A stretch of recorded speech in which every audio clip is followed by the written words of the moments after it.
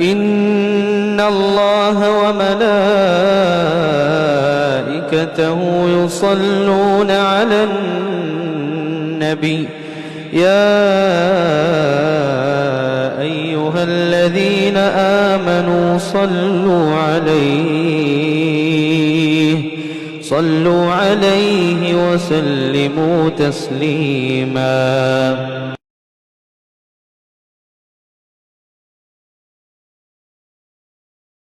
وعلیکم ورحمۃ اللہ وبرکاتہ.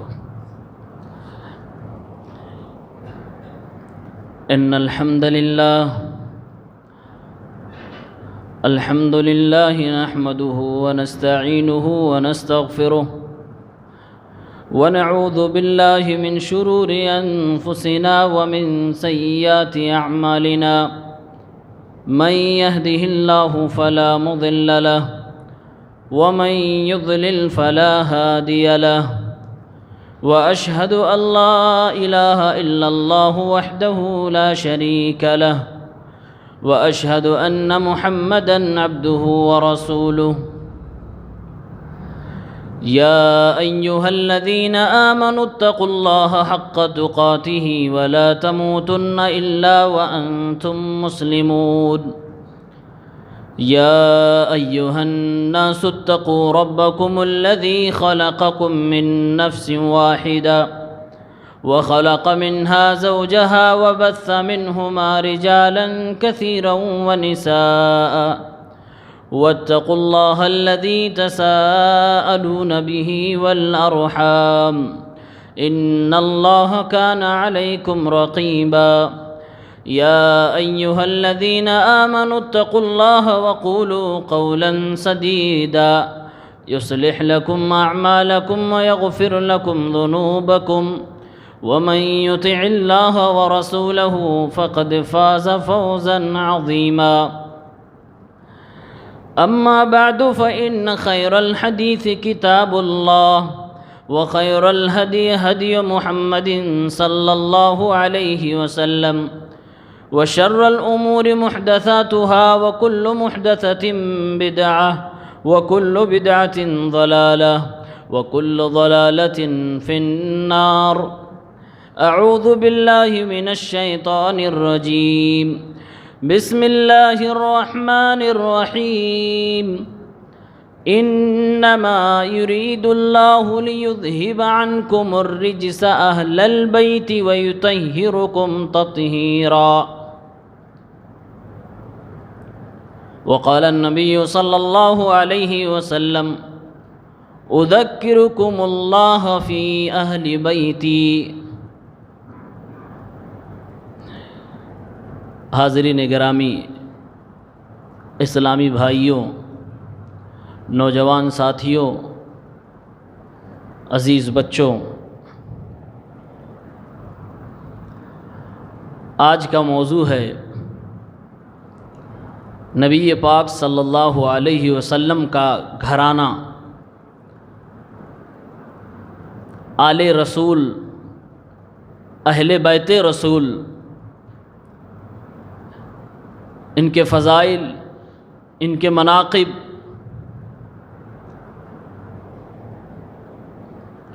سب سے پہلے یہ جان لیں کہ اہل بیت کہا کسے جاتا ہے. تو اس سلسلے میں جو راجح قول ہے وہ یہ کہ جن لوگوں پر زکوٰۃ کا مال کھانا حرام ہے، نبی صلی اللہ علیہ وسلم کے وہ تمام رشتہ دار اہل بیت میں داخل ہوتے ہیں. وہ کون لوگ ہیں جن کے اوپر زکوٰۃ و صدقات حرام تھے؟ وہ تفصیل میں دیکھیں گے تو وہ بنو ہاشم ہیں، یعنی حضرت علی رضی اللہ تعالی عنہ کی اولاد، حضرت علی کے بھائی حضرت عقیل کی اولاد، اور حضرت علی کے بھائی حضرت جعفر کی اولاد، اور ایسے ہی ان کے چچا عباس رضی اللہ عنہ کی اولاد، اور ایسے ہی حارث ابن عبد المطلب کی اولاد، اور صحیح اور راجح قول کے مطابق ابو لہب کے 2 بیٹے عتبہ اور مطعب یہ دونوں بھی اہل بیت میں آتے ہیں، اور اہل بیت کی کیٹیگری میں سر فہرست کہہ لیجئے اللہ کے نبی صلی اللہ علیہ وسلم کی ازواج مطہرات بھی داخل ہیں۔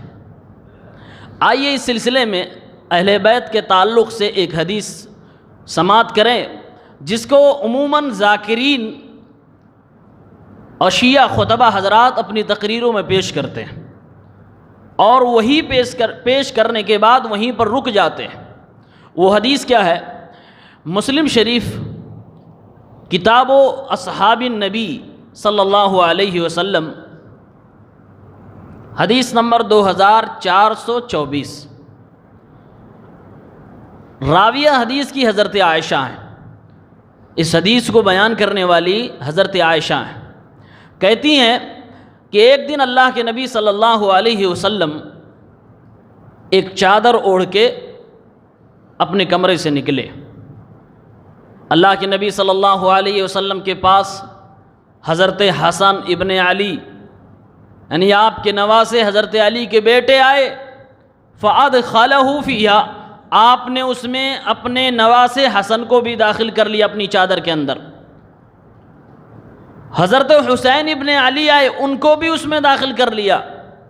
پھر حضرت فاطمہ رضی اللہ تعالی عنہ آئیں، ان کو بھی اس میں داخل کر لیا۔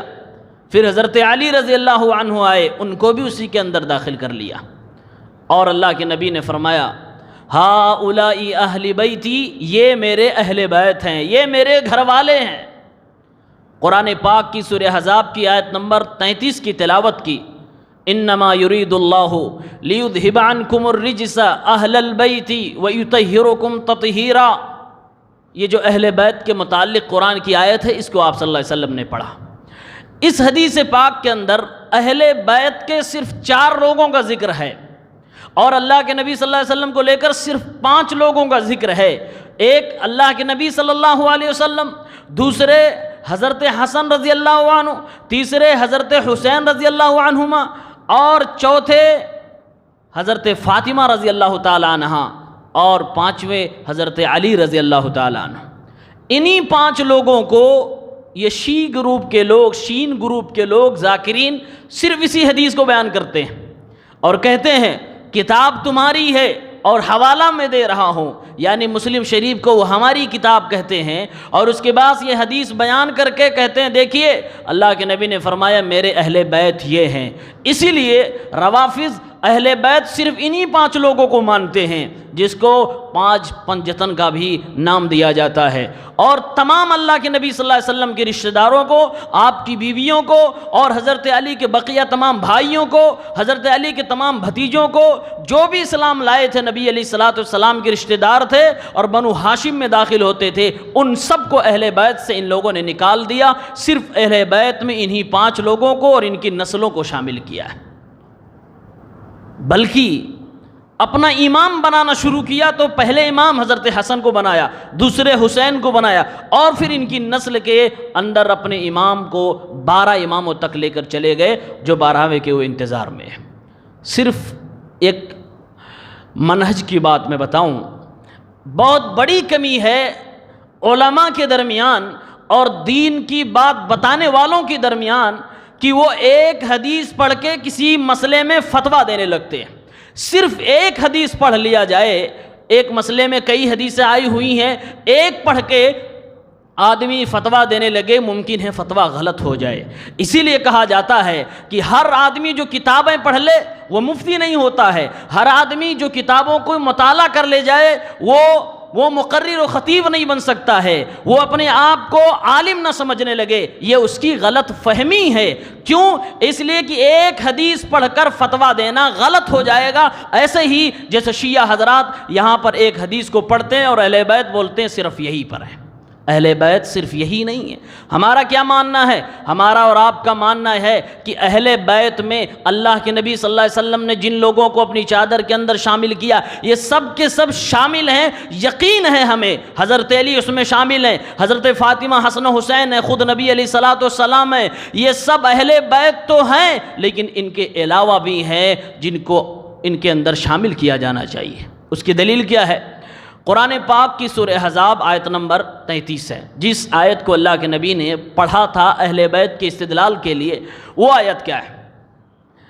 دراصل ہمارے روافظ بھائی شیعہ لوگ یہ اللہ کے نبی کی بیویوں کو اہل بیت میں سے نہیں مانتے. اہل بیت مطلب نبی کے گھر میں رہنے والے, نبی کریم صلی اللہ علیہ وسلم کے گھر والے یا گھر والیاں. اہل بیت کا مطلب ہی ہوتا ہے کہ نبی کی گھر والیاں, نبی کے گھر والے, نبی علیہ الصلوۃ والسلام کی بیویاں ہی کو اللہ کے نبی صلی اللہ علیہ وسلم کے گھر سے یہ لوگ نکالنے کی کوشش کرتے ہیں. اور مجھے لگتا ہے اس کے پیچھے حکمت ان کی یہ ہوگی, یا اس کے پیچھے ان کی چال یہ ہوگی, کیونکہ نبی علیہ الصلوۃ والسلام کی بیویوں میں حضرت ابو بکر کی بیٹی عائشہ بھی ہیں, کیونکہ نبی کی بیویوں میں عمر کی بیٹی حفصہ بھی ہیں, کیونکہ نبی کی بیویوں میں ابو سفیان کی بیٹی ام حبیبہ بھی ہیں, کیونکہ نبی کی بیویوں میں معاویہ کی بہن ام حبیبہ بھی ہیں. اور ان تمام صحابہ کرام سے ان کو دشمنی تھی, ابو بکر سے تھی, عمر سے تھی, معاویہ سے تھی. اس لیے انہوں نے اللہ کے نبی صلی اللہ علیہ وسلم کے گھر سے ان کی بیٹیوں کو نکالنے کی کوشش کی ہے.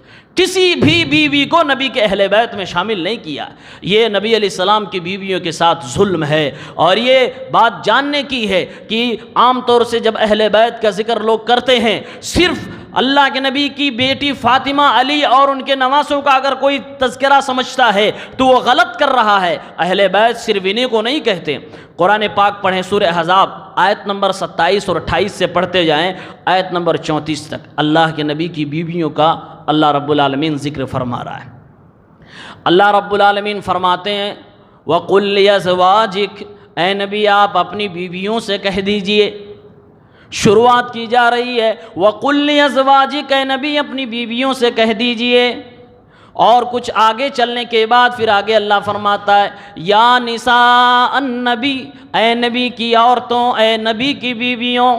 دو جگہ اللہ رب العالمین نے پہلے فرمایا اے نبی کی بیویوں, پھر اس کے بعد فرمایا اے نبی کی عورتوں, اور اس کے فوراً بعد اللہ رب العالمین نے اہل بیت والی آیت نازل فرمائی انما یرید اللہ لیذہب عنکم الرجس اہل البیت ویطہرکم تطہیرا. اے اہل بیت, اللہ رب العالمین چاہتا ہے کہ تمہارے اندر سے جتنے بھی رج سے گندے کام ہیں وہ نکال دے اور تمہیں پاک کر دے. یہاں پر اللہ رب العالمین نے اہل بیت کہہ کے جن کا خطاب کیا, جن کو مخاطب کیا ہے, مفسرین لکھتے ہیں یہاں اللہ کے نبی کی بیویوں کو اہل بیت کہا جا رہا ہے کیونکہ اس کے بعد کی فوراً آیت میں بھی اللہ کے نبی کی بیویوں کے بارے میں کہا جا رہا ہے وَذْكُرْنَ مَا يُتْلَى فِي بُيُوتِكُنَّ, اے نبی کی بیویوں جو تمہارے گھروں میں قرآن اتر رہا ہے, جو تمہارے گھروں میں قرآن کی تلاوت کی جا رہی ہے, جو تمہارے گھروں میں نبی علیہ الصلوۃ والسلام کی حدیث فرمائی جا رہی ہے,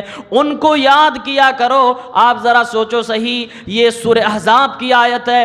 شروع میں اللہ نے کہا اے نبی اپنی بیویوں سے کہہ دو, پھر فرمایا اے نبی کی بیویوں, پھر اخیر میں فرمایا اے نبی کی بیویوں قرآن کو یاد کرو, حدیث کو یاد کرو, نبی کی سنت کو یاد کرو. اور انہی باتوں کے بیچ میں اللہ نے اہل بیت کا ذکر کیا ہے. لیکن لوگ بڑی چالاکی سے کہتے ہیں یہاں اہل بیت کا مطلب نبی کی بیویاں نہیں ہے.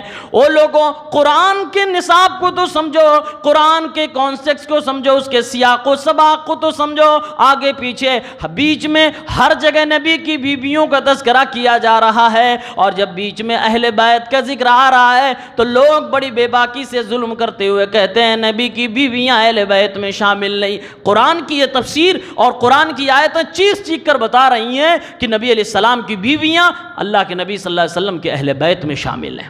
اور ایک پکی میں دلیل دے دوں کہ اللہ کے نبی صلی اللہ علیہ وسلم کی بیویاں صدیقہ عائشہ, حفصہ, خدیجہ, تمام بیویاں اللہ کے نبی کے اہل بیت میں شامل ہیں. صحیح بخاری کتاب الدعوات باب هل يصلى على غیر النبی 6360 حدیث نمبر۔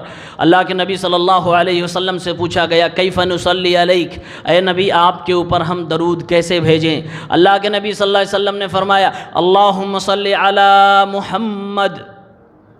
یہ درود کے الفاظ اللہ کے نبی بتا رہے ہیں، اللہم صلی علی محمد، درود ہو اللہ کے نبی محمد الرسول اللہ صلی اللہ علیہ وسلم پر، وعلی آل محمد، نبی صلی اللہ علیہ وسلم کے آل پر اللہ رب العالمین کے درود نازل ہو۔ درود میں ہم پڑھتے ہیں خود اللہ کے نبی پر اور پھر اللہ کے نبی صلی اللہ علیہ وسلم کے آل پر، اہل پر۔ آل اور اہل سے کیا مراد ہے؟ بخاری شریف کی یہ حدیث ذرا ایک بار دیکھ لو، 6360۔ اللہ کے نبی فرماتے ہیں اللہم صلی علی محمد وعلی ازواجہ وذریتہ، درود و محمد پر اور ان کی بیویوں پر اور ان کی اولاد پر، ان کی نسل پر۔ یعنی اللہ کے نبی نے خود ہی بتا دیا کہ آل محمد اور اہل بیت سے مطلب اللہ کے نبی صلی اللہ علیہ وسلم کی بیویاں ہیں اور آپ صلی اللہ علیہ وسلم کی نسل ہے، آپ کی اولاد ہے۔ پھر جب اللہ کے نبی صاف بتلا رہے ہیں کہ اہل بیت میں میری بیویاں شامل ہیں، میری بیویاں میری پتنیاں شامل ہیں، پھر ہم کون ہوتے ہیں ان کو نکالنے والے؟ انسان دشمنی میں اتنا اندھا ہو جاتا ہے، اور جو شخص دشمنی میں جب دین کی بات کرتا ہے یقیناً وہ ظلم کرتا ہے، یقیناً وہ ناانصافی والی بات بول ہی جاتا ہے۔ اس لیے کہا گیا ہے قرآن میں، اللہ رب العالمین نے کہا ہے اے لوگو کسی کے حق میں جب آپ کو بولنا ہو تو آپ کی دشمنی آپ کو ناانصافی کرنے پر نہ ابھار پائے۔ وَلَا يَجْرِمَنَّكُمْ شَنْآنُ قَوْمٍ عَلَىٰ أَلَّا تَعْدِلُوا، کسی قوم کی دشمنی تمہیں اس بات پہ نہ ابھار دے کہ تم اپنے دشمن کے خلاف ظلم کرنے لگو، ناانصافی کرنے لگو۔ دشمن کے ساتھ بھی انصاف کرنے کے لیے کہا گیا ہے، لیکن یہ لوگ جو نبی علیہ السلام کے اہل بیت کے ساتھ غلو کرنے کا دعویٰ اور محبت کا دعویٰ کرنے والے ہیں، وہ خود نبی کی بیویوں کے ساتھ ظلم کرتے اور کہتے ہیں نبی کی گھر والیاں نبی کے گھر میں سے نہیں ہیں۔ آپ ذرا سوچیں، نبی کی گھر والیاں نبی کے گھر میں سے نہیں ہیں، یہ بے تکی بات ہے۔ اللہ کے نبی صلی اللہ علیہ وسلم کے اہل بیت میں کون لوگ ہیں؟ بات واضح ہو گئی، بنو ہاشم اور اللہ کے نبی صلی اللہ علیہ وسلم کی بیویاں، بنو ہاشم کی اولاد، یہ سارے لوگ اللہ کے نبی صلی اللہ علیہ وسلم کے اہل بیت میں شامل ہیں۔ اہل بیت کے تعلق سے سماج میں دو طرح کی سوچ پائی جاتی ہے، ایک سوچ ہم اور آپ دیکھتے ہیں، ایک سوچ شاید نہ دیکھتے ہوں۔ کچھ لوگ ہیں جو اہل بیت سے محبت کا دعویٰ کرتے ہیں، اتنی محبت کا دعویٰ کرتے ہیں کہ غلو کر جاتے ہیں اور یہ تک کہنے لگتے ہیں اے لوگوں ہم علی کو ابو بکر سے افضل نہیں مانتے، بلکہ ہم تو علی کو تمام نبیوں سے بھی افضل مانتے ہیں رضی اللہ عنہ۔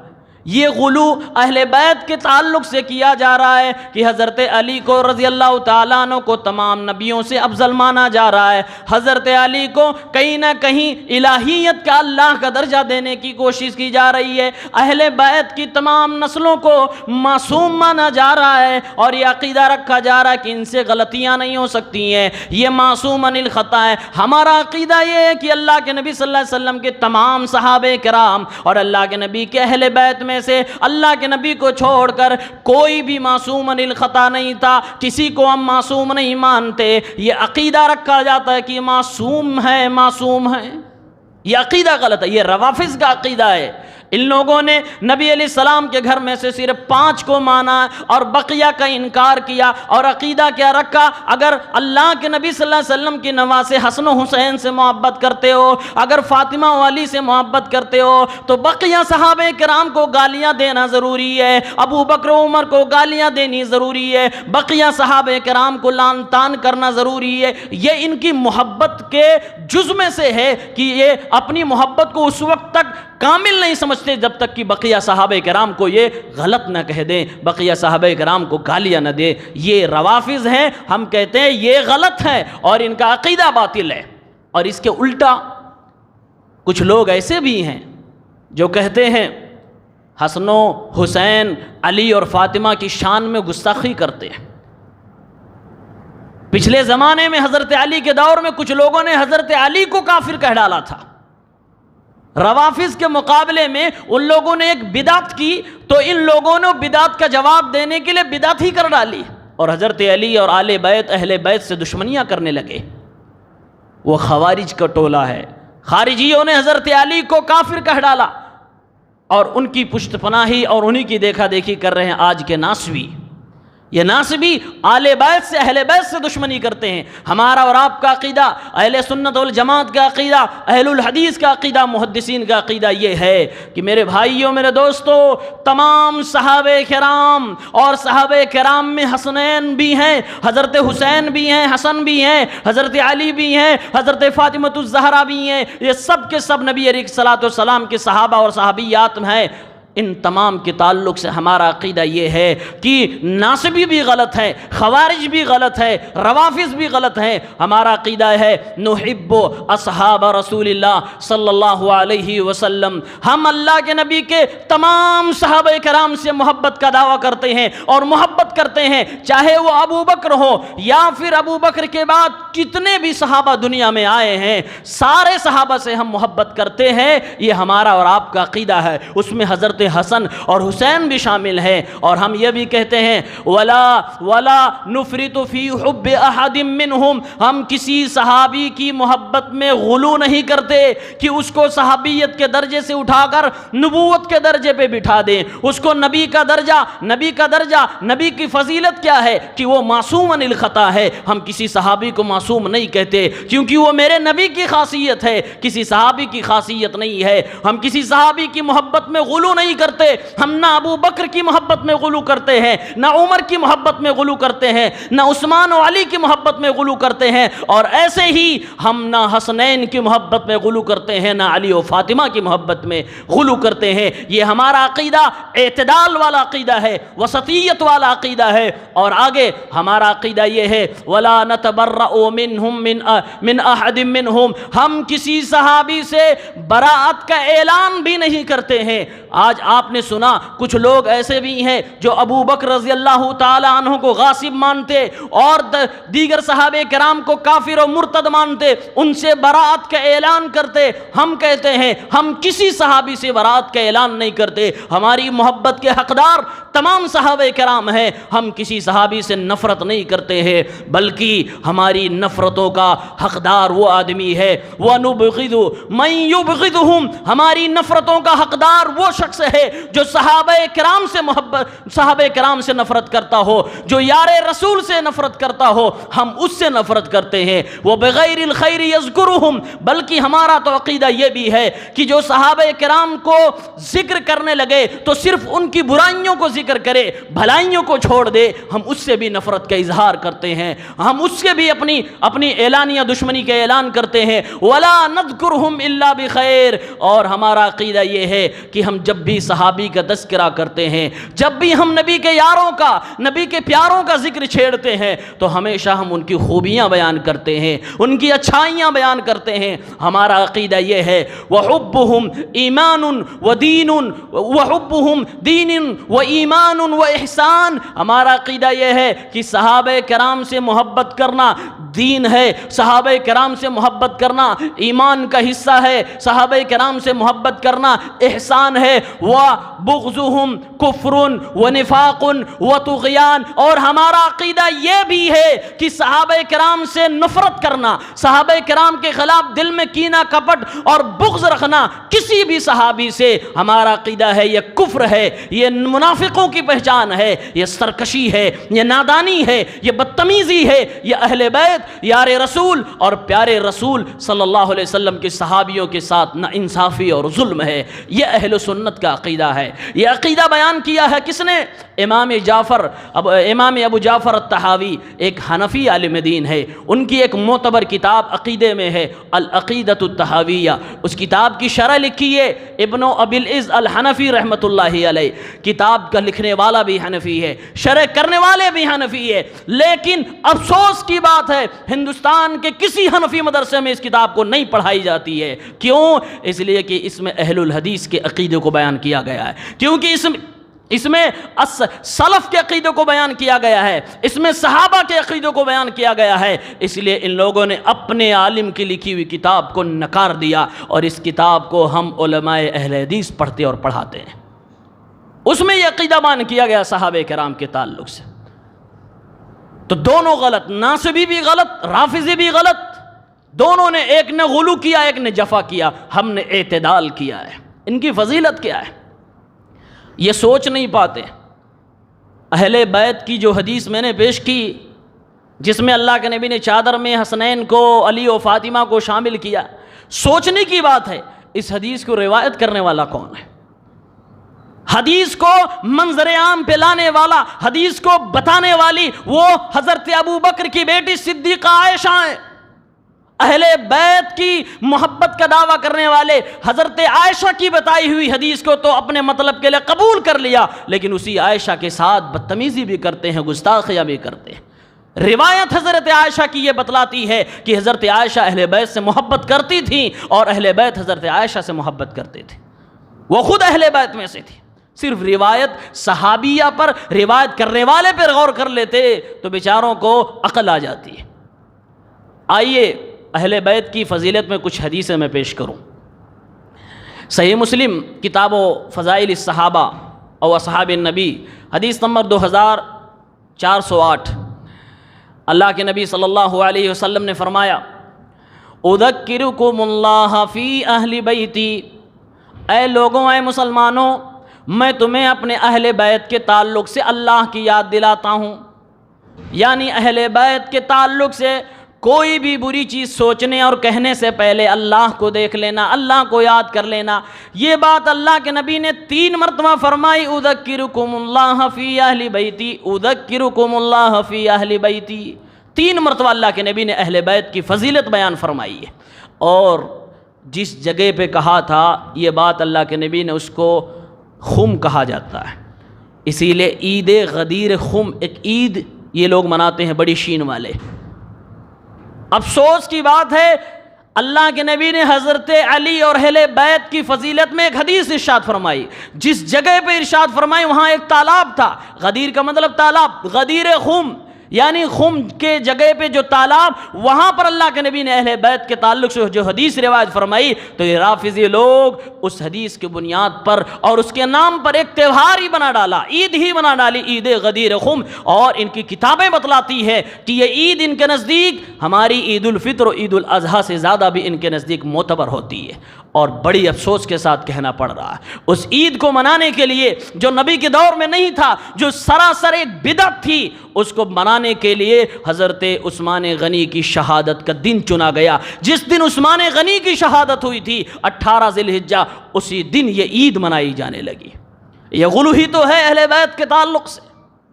ایک اور حدیث سنیں اہل بیت کے تعلق سے، اللہ کے نبی صلی اللہ علیہ وسلم نے فرمایا، سنن ترمذی کتاب المناقب 3713، اللہ کے نبی نے فرمایا من کنت مولاہ فعلی مولا، میں جس کا دوست ہوں علی اس کا دوست ہے۔ ان لوگوں نے اس حدیث کو بھی غلط مطلب دے دیا اور اس کا مطلب یہ نکالنے لگے میں جس کا مولا، میں جیسے مسلمانوں کے تمام معاملات کا مالک ہوں ویسے ہی علی تمام مسلمانوں کے معاملات کا مالک ہے۔ یہ غلط مطلب پہنایا گیا، جبکہ اس حدیث کا مطلب یہ ہے کہ اللہ کے نبی صلی اللہ علیہ وسلم مسلمانوں کے تمام معاملات میں تصرف کرنے کا اکیلا حق رکھتے تھے، آپ کے علاوہ آپ کی زندگی میں کوئی مسلمانوں کے معاملے میں تصرف اور ہیر پھیر کرنے کا حق نہیں رکھتا۔ نبی علیہ السلام کے جانے کے بعد جو خلیفہ ہوگا اس کو یہ پاور مل جائے گا، لیکن ان لوگوں نے یہ کہنے کی کوشش کی کہ نبی کی زندگی ہی میں نبی علیہ السلام کے معاملات میں حضرت علی انٹرفیئر کرنے کا حق رکھتے تھے۔ ہمارا عقیدہ کیا ہے؟ ہمارا عقیدہ یہ ہے کہ اللہ کے نبی صلی اللہ علیہ وسلم اسی طرح سے اپنی رسالت میں اکیلے ہیں جس طرح سے اللہ رب العالمین اپنی وحدانیت میں اکیلا ہے۔ ہم اللہ کی توحید میں، اللہ کی عبادت میں کسی کو شریک نہیں ٹھہراتے۔ اسی طرح ہمارا عقیدہ یہ بھی ہے کہ ہم اللہ کے نبی کی رسالت میں بھی کسی آدمی کو انگلی کرنے کی اجازت نہیں دیتے۔ ہم اللہ کے نبی کی بات کے آگے کسی کی بات کو ماننے کو تیار نہیں۔ نبی علیہ السلام کی رسالت میں بھی ہم شرک کے قائل نہیں ہیں، ہم شرک کی مخالفت کرتے ہیں۔ اس حدیث کا غلط مطلب پہنا دیا گیا کہ میں جس سے محبت کرتا ہوں علی بھی اس سے محبت کرتا ہے، یہ اس حدیث کا مطلب ہے، لیکن مطلب دوسرا نکال لیا گیا، اور اس سے یہ مطلب نکالا گیا کہ نبی کے بعد علی خلیفہ ہونے والے ہیں۔ اہل بیت کی فضیلت میں ایک حدیث اور سنیں، ترمذی ہی کتاب المناقب کی 3700 13 نمبر، اور ایسے ہی بخاری شریف کے اندر 3426 نمبر پہ ایک حدیث ہے۔ اہل بیت میں حضرت فاطمہ کا بڑا کردار ہے۔ اللہ کے نبی نے ان کی فضیلت میں فرمایا سیدۃ نساء اہل الجنہ، اللہ کے نبی کی پیاری بیٹی حضرت فاطمہ جنتی عورتوں کی سردار ہیں، سیدہ ہیں، یہ ان کی فضیلت ہے۔ اور اللہ کے نبی کے نواسوں کی اگر بات کریں، حسن اور حسین کی بات کریں، تو یہ لوگ تو جنتی نوجوانوں کے سردار ہیں۔ اللہ کے نبی کی ایک حدیث، وہ بھی ترمذی شریف کتاب المناقب کی ہے، 3768۔ اللہ کے نبی صلی اللہ علیہ وسلم نے فرمایا الحسن والحسین سیدہ شباب اہل الجنہ، یہ میرے نواسے حسن و حسین جنت کے نوجوانوں کے سردار ہیں۔ یہ اہل بیت کے نواسوں کی، نبی کریم صلی اللہ علیہ وسلم کے پیارے نواسوں کی، حسن و حسین کی فضیلت ہے۔ حسن و حسین کے تعلق سے بخاری شریف کے اندر ایک روایت آتی ہے، 3753 نمبر پہ حدیث موجود ہے۔ عبداللہ ابن عمر رضی اللہ تعالیٰ عنہ حدیث کے راوی ہے۔ عمر کے بیٹے حدیث کی روایت کر رہے ہیں اور وہ بھی حسن و حسین کی فضیلت بیان کر رہے ہیں۔ لوگ آج اس کا الٹا کرنے کی، دکھانے کی کوشش کر رہے ہیں کہ وہ لوگوں، عمر اور ان کے گھر والوں نے نبی کے گھر والوں کو خوب ستایا، حالانکہ یہ بات غلط ہے۔ بخاری شریف میں ہے کہ حج کا موقع تھا، عبداللہ ابن عمر رضی اللہ تعالیٰ عنہ تشریف فرماتے، عراق کا، کوفہ کا کوئی آدمی آیا اور سوال کرنے لگا، سوال مکھی مارنے کے تعلق سے پوچھنے لگا کہ احرام پہننے کے بعد کیا کوئی آدمی مکھی مار سکتا ہے؟ بعض روایت میں آتا ہے کہ مچھر مارنے کے تعلق سے سوال کرنے لگا۔ عبداللہ ابن عمر رضی اللہ تعالیٰ عنہ کو جب پتا چلا تو کہنے لگے اہل العراق یسألون عن الذباب، یہ کوفہ والے، یہ عراق والے ہمیں مکھی کو مارنے کے بارے میں سوال کرتے ہیں، جبکہ ان لوگوں نے نبی علیہ الصلوۃ والسلام کے نواسے حضرت حسین کو مار ڈالا، شہید کر ڈالا۔ او لوگوں، میں نے حسین اور حسن کے تعلق سے اللہ کے نبی سے سنا تھا، ہما ریحانتایا فی الدنیا،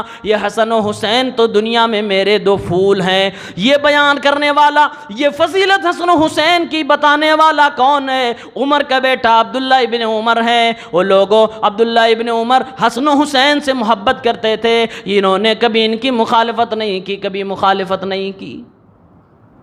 یہ اہل بیت کی فضیلت ہے۔ اور اہل بیت میں نے کہا اللہ کے نبی کی بیویاں بھی شامل ہیں۔ اللہ کے نبی کی بیویوں کی کیا فضیلت ہے؟ اٹھاؤ قرآن مجید، سورہ احزاب آیت نمبر 6 پڑھ ڈالو، آیت نمبر 29 پڑھ ڈالو۔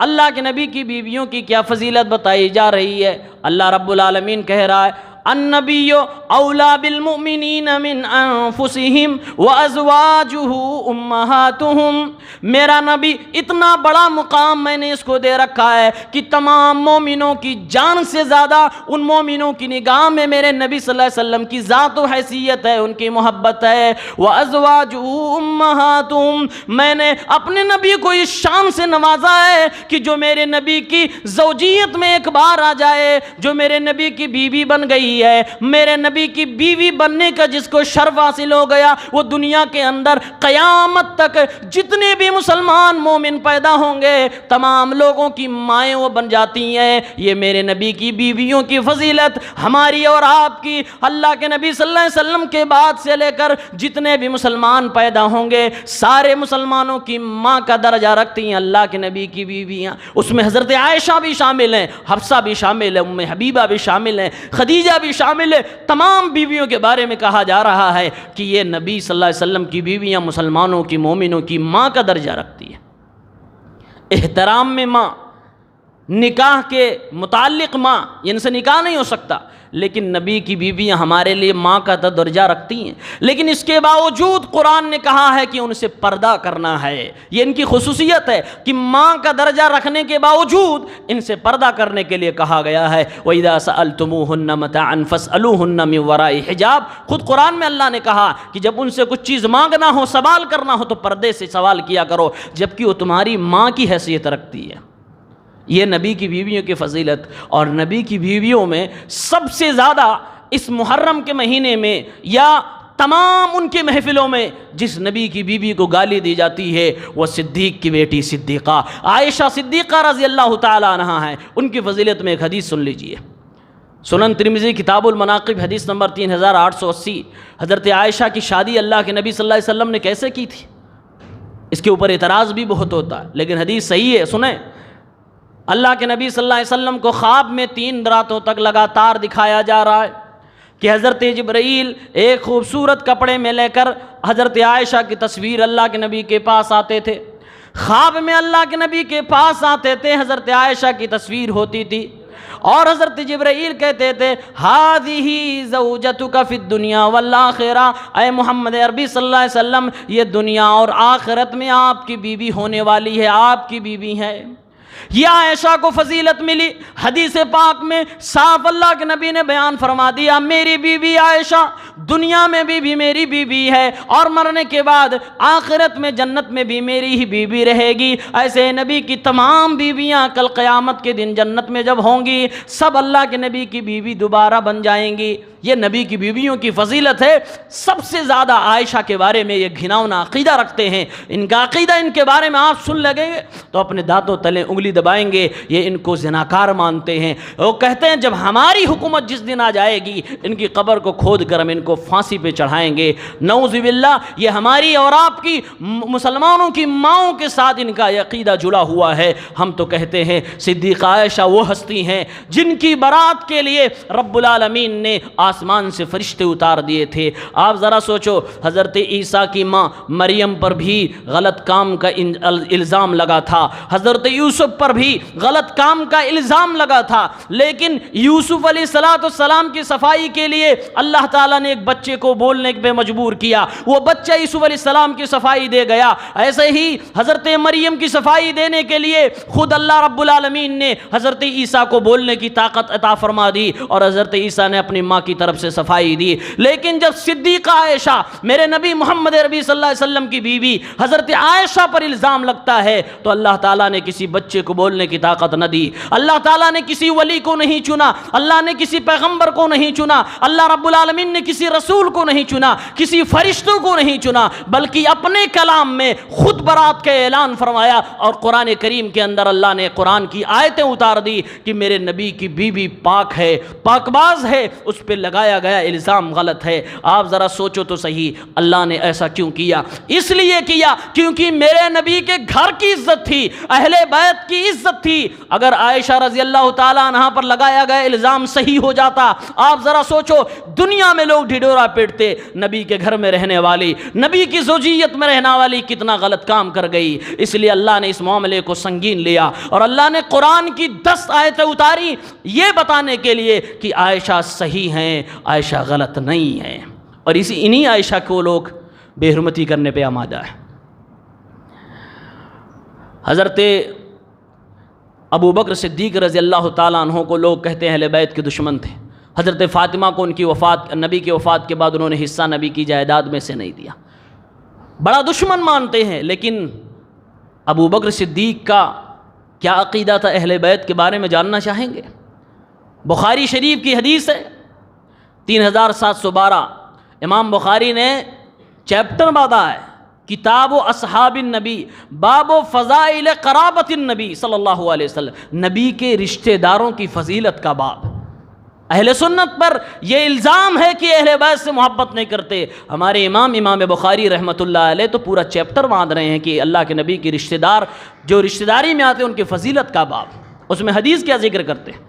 جس موقع پر حضرت فاطمہ حضرت ابو بکر سے وراثت اپنا مانگنے کے لیے گئی تھی، اسی حدیث میں حضرت ابو بکر نے فرمایا اے نبی کی بیٹی، اے فاطمہ الزہرا، ہمیں آپ کو دینے میں کوئی اعتراض نہیں، لیکن میں نے نبی علیہ السلام سے ایک حدیث سنی ہے، انا لا نورث، ہم جو چھوڑ کے جاتے ہیں وہ ہماری اولاد کو وراثت میں نہیں ملے گا. یہ ہم انبیاء کی خصوصیت ہے. اللہ کے نبی کی یہ حدیث اب حضرت ابو بکر صدیق نے فاطمہ الزہرا کو سنائی، اور اس حدیث کو بیان کرنے والے خود حضرت علی رضی اللہ تعالیٰ عنہ بھی ہیں.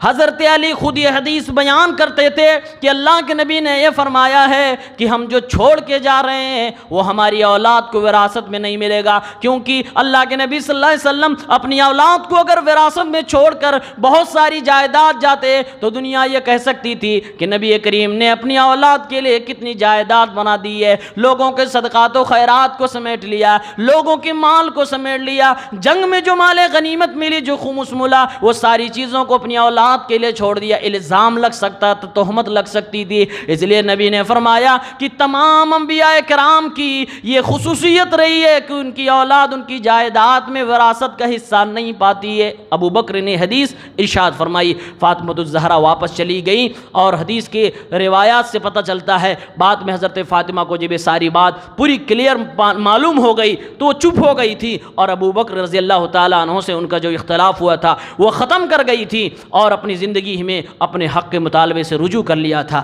اسی حدیث پاک کے اندر ذکر ہے حضرت فاطمہ جب چلی جاتی ہیں ابو بکر کے دل کو بڑا ٹھیس لگتا ہے کہ نبی کی بیٹی میرے سامنے سے چلی گئی، لیکن کیا کروں، میں مجبور ہوں نبی کی حدیث مانوں یا نبی کی بیٹی کا مطالبہ پورا کر دوں۔ اسی موقع پر حضرت ابو بکر صدیق نے کہا تھا، والذی نفسی بیدی، قسم ہے اس رب کی جس کے ہاتھ میں ابو بکر کی جان ہے، واللہ ابو بکر کہتے ہیں اللہ کے نبی صلی اللہ علیہ وسلم کی رشتہ داری لقرابت رسول اللہ صلی اللہ علیہ وسلم احب الی ان اصل قرابتی، اے لوگو مجھے اپنے رب کی قسم کھا کر کہنے کی اجازت دو۔ فرماتے ہیں ابو بکر صدیق رضی اللہ تعالیٰ عنہ، میں اپنی رشتہ داری توڑ سکتا ہوں لیکن نبی کی رشتہ داروں کو میں کبھی بھی توڑ نہیں سکتا ہوں، میں اپنی رشتہ داری نہیں نبھا سکتا لیکن نبی کی رشتہ داریوں کو میں نبھانے کی آخری دم تک کوشش کروں گا۔ اسی موقع پر ابو بکر نے کہا تھا۔ ابو بکر کے رضی اللہ تعالیٰ عنہ کی ایک دوسری حدیث جو بخاری شریف اسی کے بعد والی ایک حدیث 3713، ابو بکر فرماتے ہیں تمام صحابہ کرام سے کہتے ہیں، ارقبوا آل محمد، ارقبوا محمدن فی اہل بیتہ، اے لوگو اللہ کے نبی صلی اللہ علیہ وسلم کی حفاظت کرنا ان کے اہل بیت کے معاملے میں، یعنی ان کے گھر والوں کو، ان کے لخت جگر کو، ان کے نواسوں کو، ان کی بیویوں کو تم کبھی تکلیف نہ دینا، انہیں گالیاں نہ دینا، ان پہ لعن طعن نہ کرنا، ان کے حقوق ادا کرنا۔ یہ کہنے والے کون ہیں؟ ابو بکر صدیق ہے، بخاری میں لکھا ہوا ہے۔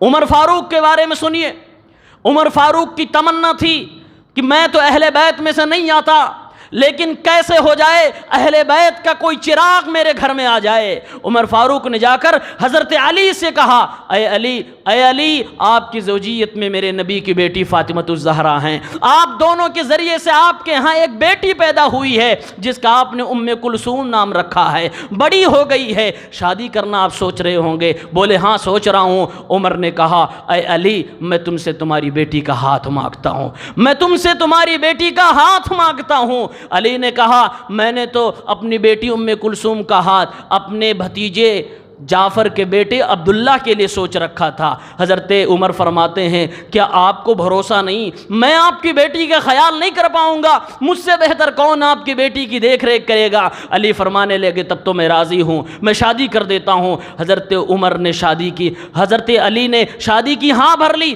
عمر فاروق کے گھر میں حضرت علی کی بیٹی دلہن بن کے جاتی ہے، عمر فاروق کی بیوی بن کے جاتی ہے۔ عمر فاروق میدان میں آتے ہیں اور صحابہ کرام سے کہتے ہیں، خوشی سے کہتے ہیں، الا تہنئونی، اے میرے ساتھیوں میں خلیفۃ المسلمین ہوں، میں ہوں نبی پاک صلی اللہ علیہ وسلم کا عمر ہوں، کیا تم لوگ مجھے مبارکبادی نہیں دو گے؟ لوگ کہنے لگے، قالوا بمن یا امیر المومنین، اے امیر المومنین کس بات کی مبارکبادی دیں؟ عمر کا جملہ سنو اور اہل بیت کی محبت عمر کے دل میں کیا تھی وہ سے ذرا تصور کرو۔ عمر کہنے لگے، بِأُمِّ کلثوم بنت علی، بِأُمِّ کلثوم بنت علی ابنت فاطمہ بنت محمد صلی اللہ علیہ وسلم، مجھے مبارکبادی دو کیونکہ میں نے علی کی بیٹی فاطمہ کی بیٹی، اور وہ فاطمہ جو محمد عربی کی بیٹی ہے اس کی بیٹی سے شادی کی ہے، مجھے مبارکبادی دو۔ لوگوں نے مبارکبادیاں دیں۔ عمر کہنے لگے، میں نے نبی کے چشم و چراغ میں سے، اہل بیت میں سے جان بوجھ کر یہ شادی کی ہے۔ کس لیے؟ اہل بیت سے دشمنی تھی تب، دوستی تھی، محبت تھی۔ عمر فاروق پر بھی الزام لگتا ہے، لوگوں حضرت عمر جب خلیفہ بنتے ہیں، لوگوں کو وظیفے مقرر کرنے ہوتے ہیں، حسن و حسین کو اپنے پاس بلاتے ہیں اور کہتے ہیں آپ کو کیا چاہیے؟ حضرت عمر نے 5000 دینار سالانہ حسن و حسین کے لیے مقرر کر دیا، کہا سالانہ 5000 دینار آپ کو دیا جائے گا، دونوں لوگوں کو دیا جائے گا۔ یہ ان کی محبت تھی۔ تیسرے خلیفہ عثمان غنی کی طرف آ جاؤ، عثمان غنی کو بھی لوگ دشمن بتانے کی کوشش کرتے ہیں۔ تمام تینوں خلیفہ کو حضرت علی اور اہل بیت کا دشمن بتانے کی کوشش کرتے ہیں۔ حضرت علی کی جب فاطمہ سے شادی ہونے لگی، آپ جانتے ہیں شادی کا مشورہ دیا کس نے تھا؟ ابو بکر عمر نے دیا تھا۔ ابو بکر عمر کو جب پتہ چلتی ہے بات کہ میرے نبی کا ارادہ ہے کہ علی سے اپنی بیٹی کی شادی کرنے والے ہیں، جا کے خوشخبری علی کو ابو بکر عمر نے سنائی تھی۔ اللہ کے نبی نے فرمایا علی میں تجھے اپنی لخت جگر دینے والا ہوں، میں تجھے اپنی بیٹی دینے والا ہوں، تیرے پاس کچھ نہیں ہے، تیرے پاس ایک زیرہ ہے، زیرہ بیچ دے، جو تجھے ملے گا اس کے ذریعے سے اپنی بیٹی کے گھر کے لیے سامان خرید لینا۔ علی رضی اللہ تعالیٰ عنہ کے دماغ میں آتا ہے کہ میرا زرہ کون خریدے گا؟ مالدار تو عثمان ہے، چلو عثمان کے پاس چلتے ہیں۔ حضرت علی حضرت عثمان کے پاس گئے اور کہنے لگے یہ میری زرہ تم آپ خرید لو۔ حضرت عثمان رضی اللہ تعالیٰ عنہ نے فرمایا ہاں کتنی قیمت لگاتے ہو؟ حضرت عثمان نے 4000 درہم کے اندر حضرت علی کی زرہ خریدی، ہاتھ میں زرہ لیے ہوئے ہیں۔ عثمان غنی فرما رہے ہیں اے علی ابن ابی طالب یہ بتاؤ آج کے اس موقع پر تمہاری زرہ کا مجھ سے زیادہ حقدار کون ہے؟ فرمایا آپ اس کے حقدار ہو، اور علی یہ بھی بتاؤ آج اس موقع پر اس درہم سے تم سے زیادہ کون حقدار ہے؟ یعنی اے علی آج مجھے اس زرہ کی ضرورت ہے اور آج آپ کو پیسے کی ضرورت ہے، درہم کی ضرورت ہے۔ فرمایا علی نے ہاں بات تو اسی لیے میں آیا ہوں آپ کے پاس۔ حضرت عثمان رضی اللہ تعالیٰ عنہ نے زرہ خرید لی، 4000 درہم حضرت علی کو دے دیا، چلنے لگے حضرت علی رضی اللہ تعالیٰ عنہ۔ عثمان غنی سمجھتے تھے میری سالی کی شادی ہے، عثمان کی سالی تھی حضرت فاطمہ، میری سالی کی شادی ہے اور میرا دوست علی دولہا بننے والا ہے، میرے نبی کی بیٹی کی شادی ہے، میرے نبی کے چچا جاد بھائی کی شادی ہے جس کی پرورش میرے نبی نے کی ہے۔ عثمان نے کہا یہ لو اپنی ذرا بھی رکھ لو، 4000 درہم بھی میں تمہیں دیتا ہوں۔ شادی حضرت علی کی شادی کے لیے خرچہ دیا عثمان نے، اور آپ نے فضیلت سنی، تینوں کا کردار سنا اہل بیت کے تعلق سے، اور تینوں کو حضرت فاطمہ علی حسنین کا دشمن بتایا جاتا ہے۔ ایک اور رشتہ بتاؤں، حضرت حسین کے پوتے محمد نام تھا، ان کی شادی حضرت ابو بکر کے بیٹے محمد کی پوتی ابو فروا سے ہوتی ہے، یعنی ابو بکر اور حضرت حسین کے خاندان میں رشتہ داریاں ہو رہی ہیں۔ کب؟ یہ واقعہ کربلا کی بات ہے۔ ان دونوں سے امام ابو جعفر الصادق پیدا ہوئے، وہ کہتے تھے ولدنی ابو بکر مرتین، ابو بکر نے مجھے 2 بار پیدا کیا۔ کیوں؟ اس لیے کہ میری ماں کے جو دادا ہیں وہ ابو بکر کے بیٹے محمد ابن ابی بکر ہیں، اور میری ماں کے جو نانا ہیں وہ ابو بکر کے بیٹے عبد الرحمن ابن ابو بکر ہیں، اور دونوں صدیقہ عائشہ کے بھائی ہیں جن کو یہ لوگ دشمن اہل بیت بتلاتے ہیں۔ یہ سب کربلا کے بعد کی بات ہے۔ بھائیوں دشمن نہیں تھے، یہ سب آپس میں محبت کرنے والے تھے۔ آئیے بس پوائنٹ میں 4-5 باتیں بتلاتا ہوں۔ اہل بیت کی 2 خصوصیت نمبر 1، یعنی اہل بیت سے مراد حضرت فاطمہ علی۔ حضرت فاطمہ کو نبی سے وراثت میں کچھ نہیں ملا دولت کے نام پر، یہ پہلی خصوصیت ہے، جبکہ دنیا کے تمام جب باپ انتقال کرتے ہیں تو ان کی اولاد کو وراثت ملے گی، ایسا اس لیے ہوا کیونکہ میرے نبی نے خود کہا تھا۔ نمبر 2 خصوصیت، جو بھی اہل بیت میں ہے اس کے اوپر زکوٰۃ صدقات کھانا حرام ہے، وہ صدقے کا مال زکوٰۃ کا مال نہیں کھا سکتا ہے۔ ان کے 3 حقوق ہیں جو ہمارا آپ کو کرنا چاہیے۔ حق نمبر 1 اہل بیت کے جو حقوق میں سے ہیں، ہمیں اور آپ کو ان سے محبت کرنی چاہیے۔ کن سے؟ نبی کی بیویوں سے، علی و فاطمہ سے، حسن و حسین سے، ان کی تمام نسلوں سے ہمیں اور آپ کو محبت کرنی چاہیے۔ حق نمبر 1۔ حق نمبر 2،